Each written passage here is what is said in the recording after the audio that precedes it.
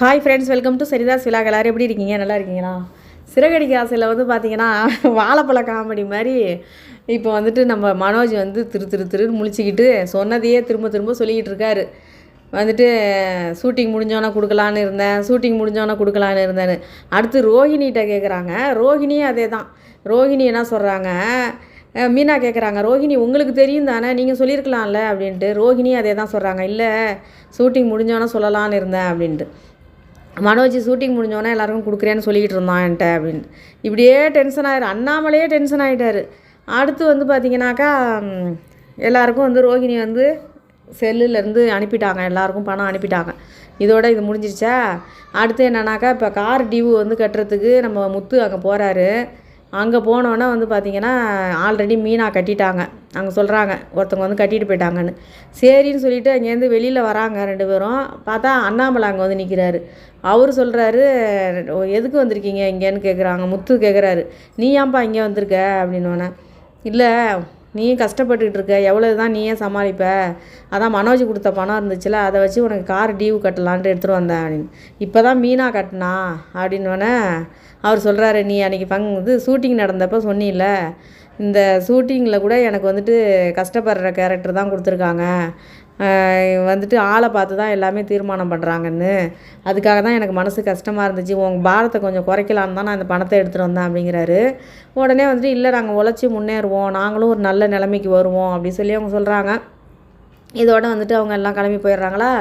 இப்போ மீனா அண்ணாமலைகிட்டையும் முத்துக்கிட்டையும் சொல்லிவிட்டு கிளம்புறாங்க. நான் போயிட்டு பார்வதி ஆண்டி பூ கேட்டாங்க, நான் கொண்டே கொடுக்க போகிறேன் அப்படின்ட்டு அங்கே போகிறாங்க.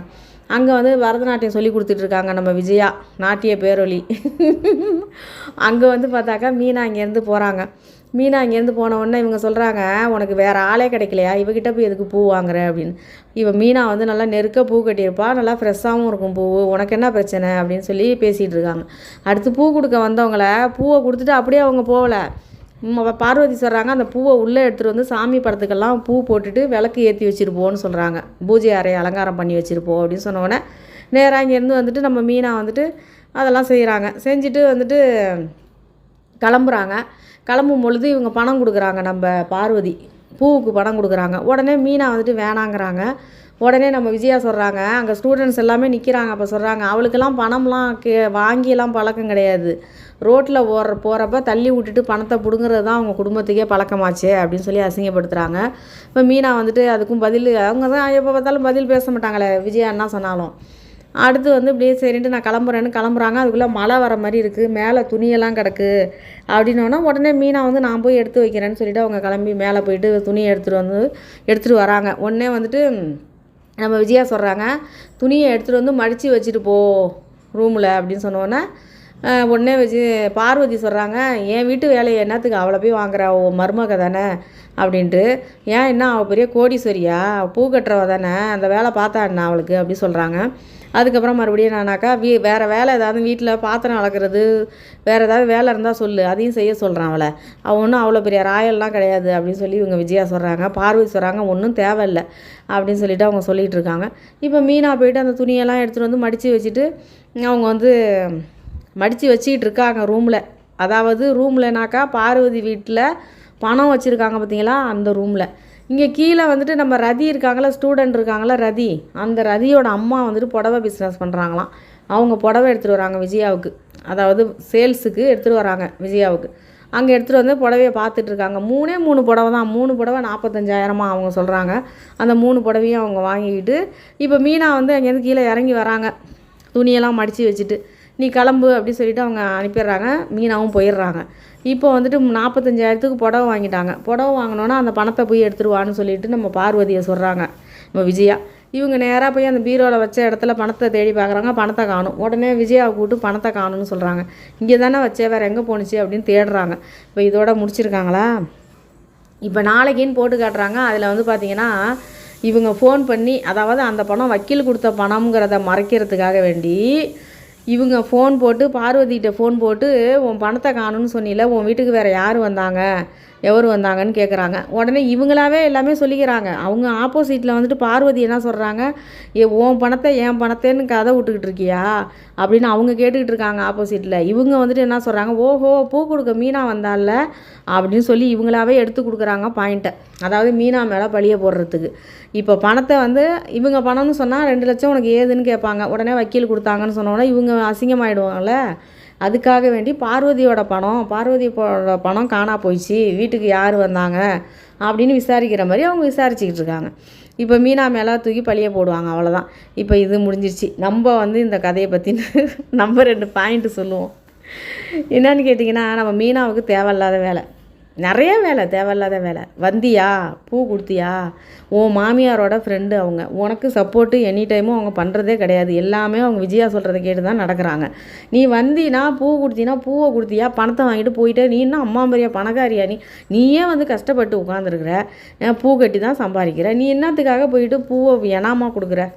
நான் அதை தான் கேட்பேன். நீ போயிட்டு பூவை கட்டின பூவுக்கு காசை வாங்கிட்டு நீ பெட்டிக்கு வந்துக்கிட்டே இருக்கணும். இல்லை ஆண்டி நீங்களே பூவை போட்டுங்க அப்படின்னு கொடுத்துட்டு அவங்க பூவை போயிட்டு பூஜை ரூமை போயிட்டு நீ சாமி அலங்காரம்லாம் பண்ணி வச்சுட்டு படத்துக்கெல்லாம் பூ போட்டுட்டு விளக்கேற்றி வச்சுடுவான்னு சொன்னோன்னே இவங்க போய் உடனே அதை பண்ணுறாங்க. எதுக்கு பண்ணுற, அடுத்து பண்ணியா கிளம்பிட வேண்டியது தானே. அதுக்கப்புறம் துணியை அவங்க வீட்டு மாடியில் காய வச்சா எத்தனையோ அந்த பசங்க ஸ்டூடெண்ட்ஸுங்க இருக்குங்க. இல்லை விஜயா போய் எடுக்க போகிறாங்க, இல்லை பார்வதி எடுக்க போகிறாங்க. உன்னை நம்பியா அவங்க துணி காய வச்சாங்க. இவங்க உடனே நான் போய் எடுத்துகிட்டு வர்றதோடது இல்லை, மடித்து வேற வைக்கிறாங்க. இதில் அம்மா எதுக்கு தேவையில்லாத வேலையெல்லாம் மீனாக பார்க்குறாங்க? அவங்களே எதுக்கு அவங்கள தரக்குறைவாக நடத்திக்கிறாங்க? தாழ்வு மனப்பான்மை அவங்களுக்கே என்னத்துக்கு வருது? அவங்களே எதுக்கு அடிமையாட்டம் நடந்துக்கிறாங்க? எனக்கு அதுதான் கேள்வியே. எனக்கு நீ கெத்தாக நடந்துக்க வேண்டிய, உழைச்சி சம்பாதிக்கிற, உடம்பு உழைப்பு, பூ கட்டி கெத்தாக சம்பாதிக்கிறாங்க, புருஷன் சம்பாதிக்கிறாரு, உனக்கு என்ன குறைச்சலில் இருக்குது? நீ என்னத்துக்கு இன்னொருத்தவங்க வீட்டில் போயிட்டு நீ அடிமையாட்டம் வேலை பார்த்து கொடுக்குற? ஒரு நல்லவங்களாக இருந்து நீ பண்ணி கொடுத்தினாலும் பரவாயில்ல. அவங்க தான் முழுக்க விஜயா வந்து உன்னை எந்த அளவுக்கு மட்டமாக நடத்தணுமோ நடத்துகிறாங்க. அதுக்கு தகுந்த மாதிரி நீ கெத்தால நடந்துக்கணும். நீயே என்னத்துக்கு உன்னை தரக்குறைவாக நடத்திக்கிற? இது இருக்கா? அடுத்து வந்து பார்த்திங்கன்னா, நம்ம இவர் மனோஜ் வந்து கடைசி வரைக்கும் ஒரே பதிலையே சொல்லி சமாளிச்சிட்டாரு. இதே தப்பை அப்படியே காமெடியாட்டம் விட்டுட்டாங்க. அதை அப்படியே கொண்டு போயிட்டாங்க. இதே தப்பை முத்து பண்ணியிருந்தாருன்னா இந்நேரம் அண்ணாமலை வந்து அவரை வந்துட்டு அப்படியே கோர்ட்டில் நிற்க வச்சு கேள்வி கேட்குற மாதிரி கேட்பார். உடனே மீனா கிட்ட வந்து உனக்கு தெரிஞ்சுன்னு இந்த விஷயத்தை சொல்லாமல் இருந்திருக்க, உன் மேலே எனக்கு ரொம்ப வருத்தமாக இருக்குது, எனக்கு ரொம்ப சங்கடமாக இருக்குது அப்படின்னு சொல்லி மீனாவை அவ்வளோ இது பேசுவார். இதே அந்த குடும்பத்தில் வந்துட்டு ரவி ஸ்ருதி எல்லாம் ஆளாளுக்கு ஒவ்வொரு கொஸ்டின் கேட்பாங்க. இதே ரோஹிணி என்னென்ன வார்த்தை கேட்பாங்க, ரோஹிணி பாயிண்ட் எடுத்து கொடுப்பாங்க அவங்க மாமியாருக்கு, என்னென்ன பண்ணுவாங்க. இப்போ அதே தப்பை மனோஜும் ரோஹிணியும் பண்ணோன்னா அதை அப்படியே பாலிசாக அப்படியே காமெடி பீஸ் மாதிரி கொண்டு போயிட்டாங்க. அப்படியே காமெடியாக கொண்டு முடிச்சிட்டாங்க அந்த கதையை. அது என்னது, இது ஒரு வீட்டில் வந்துட்டு மருமகனா 3 பேரும் மருமக தான், பையன்னா 3 பேரும் பையன்தான். அது என்ன மனோஜ் மட்டும் தப்பு பண்ணால் அது தப்பு பெரிய விஷயமா வரமாட்டேங்குது. அதே தப்பு வந்துட்டு நம்ம முத்து பண்ணால் அது பெரிய லெவலில் ஆகி பிரச்சனையாகி அவ்வளோ பெரிய இதாக கொண்டு போகிறாங்க. இது ஏன் அப்படி இருக்குன்னே தெரிய மாட்டேங்குது. ரொம்ப ஒரு மாதிரி பார்க்குறதுக்கே கடுப்பாக வர மாதிரி தான் இருக்குது. அடுத்து வந்து பார்த்திங்கன்னா, எனக்கு மீனா மேலே தான் செம கோவம் வருது, ரொம்ப கோவம் வருது. ரொம்ப அடிமையாட்டம். உண்மையாக சொல்லப்போனால் இவங்க ஏழையாக இருக்காங்க அப்படிங்கிறவங்களெல்லாம் ரொம்ப அசிங்கப்படுத்துகிற மாதிரி பண்ணுறாங்க அவங்க. ஆனால் உண்மையிலே சொல்லப்போனால் உண்மையிலே உழைச்சி சம்பாரித்து நம்ம வந்துட்டு கஷ்டப்பட்டாலும் கெத்தாக வாழ்கிறது வந்து ஏழைங்க தான். ஆனால் மீனா மாதிரி ஒரு கேரக்டரை வந்து இதில் காட்டக்கூடாது. ரொம்ப அடிமைத்தனமாக இருக்கக்கூடாது. எதுக்கு அப்படி அடிமைத்தனமாக இருக்கணும்? எனக்கு அதுதான் புரிய மாட்டேங்குது. மீனா ரொம்ப அடிமைத்தனமாக இருக்காங்க. அவங்க மாமியார் என்னமோ அவங்க மாமியார் சொன்னால் அவ்வளோ இது பண்ணுறாங்க. அப்படியே அவங்க வீட்டை பெருக்குனாலும் பெருக்குவாங்க போல. பூ தானே கொடுக்க போயிருக்க, நீ பூவை வாசல்லே கொடுத்துட்டுல வரணும். ஒரு வீட்டுக்குள்ளே போய் நீ எதுக்கு போகிற? அது தப்பு இல்லை. அது இல்லைங்க, நான் போய் துணியெல்லாம் மடித்து வைக்கல, நீங்கள் வாங்க பக்கத்தில் வந்து நில்லுங்க, நேரமே சரியில்லை எனக்குன்னு சொல்லிட்டு கூட்டு கொண்டே பக்கத்தில் நிற்க வச்சுட்டு துணி மடிக்கணும். ஒரு வீட்டில் உள்ளே போய் சர்வசாதாரணமாக நம்ம போகிறது, ஏற்கனவே நம்ம தலை மேலே கத்தி வச்சுருக்கோம், ஏற்கனவே நம்ம தலைமையில் கத்தி இருக்குது, நம்ம தான் உஷாராக நடந்துக்கணும். ஆனால் வந்து மீனாவுக்கு அதெல்லாம் தொடச்சி போட்டு போயிடுறாங்க. அந்த விஜயா என்ன திட்டுனாலும் எவ்வளோ கேவலமாக பேசினாலும் உடனே தொடச்சி போட்டு போயிடுறாங்க. அவங்க சொல்கிறாங்க, அவ்வளோ ஸ்டூடெண்ட்ஸ் நிற்கும் போது பார்வதிகிட்ட சொல்கிறாங்க, பூவுக்கு பணம்லாம் வாங்க மாட்டா, ரோட்டில் போகிறப்ப தள்ளி விட்டுட்டு பணத்தை பிடுங்கிட்டு தான் ஓடுவாங்க, அவங்க குடும்பத்தில் திருட்டு குடும்பம்னு சொல்கிறாங்க. எல்லாருக்கு எதுக்க வந்துட்டு அப்படியே நிற்கிறாங்க காதில் வாங்கிக்கிட்டு. ஏன் பதிலுக்கு 2 வார்த்தை விஜயாவை கேட்க வேண்டியதானே? அவங்க என்ன பெரிய பிள்ளைய ஒழுங்காக வளர்த்து வச்சுருக்காங்க? அவங்க கேட்க வேண்டியதானே. உங்கள் புள்ள மாதிரி தில்லு முள்ளு கிடையாதுண்ணா. புள்ள வந்துட்டு எல்லா செய்தியும் மறைக்கிறாரு, வீட்டுக்குள்ளே உள்ள பணத்தை தூக்கிட்டு ஓடுறாரு, என் நகையை திருடி விற்றாரு, உங்கள் புள்ள மாதிரியா நாங்கள் இருக்கோம் அப்படின்னு சொல்லி பதிலுக்கு கேட்க வேண்டியதானே. அப்படியே நிற்கிறாங்க, அப்படியே எருமை மாட்டு மேலே மழை பெஞ்ச மாதிரி நிற்கிறாங்க. அப்படி தான் சொல்லணும், வேறு வழி கிடையாது. கொஞ்சமாவது ரோசம்னு கொஞ்சமாவது இருக்கணும். அப்போ தான் வந்து வாழ்க்கையில் வந்து ஒரு நல்ல நிலைமைக்கு வர முடியும். அதை தாண்டி முத்து, ஐயோ என்ன தான் அவங்க அம்மா திட்டினாலும், என்ன தான் அவங்க அம்மா கழுவி ஊற்றுனாலும், அவங்க அம்மாவும் அவங்க அண்ணன் அவங்க அப்பா தான் ஒஸ்தின்னு தலையில் தூக்கி வச்சுக்கிட்டு ஆடுறாரு அவரு. அதை மாதிரி இருக்குது நிலமை, இப்படி தான் இருக்குது. இதே ரவி வந்துட்டு அப்படியே முத்து தப்பு பண்ணால் மட்டும் ஸ்ருதியும் ரவியும் அப்படியே பாயிண்ட்டாக பேசுவாங்க. நீங்கள் பண்ணது என்ன தான் சொன்னாலும் நீங்கள் பண்ணது தப்பு தான், அந்த இடத்துல நீங்கள் அப்படி பண்ணியிருக்கக்கூடாது, போயிருக்கக்கூடாதுன்னு பக்கமாக அடிப்பாங்க நம்ம ஸ்ருதி பாயிண்ட்டாக. இப்போ மனோஜும் ரோகிணியும் தப்பு பண்ணப்போ மட்டும் அப்படியே கம்முன்னு அப்படியே நிற்கிறாங்க. கேட்குறாங்க, ஆனால் வந்துட்டு அந்த கேள்வியில் வந்துட்டு ஒரு சூடு சொரணை இல்லாத அளவுக்கு கேட்குறாங்க. சும்மா ஒரு பாலிஸுக்கு கேட்பாங்கல்ல கேள்வி, அது மாதிரி கேட்குறாங்க.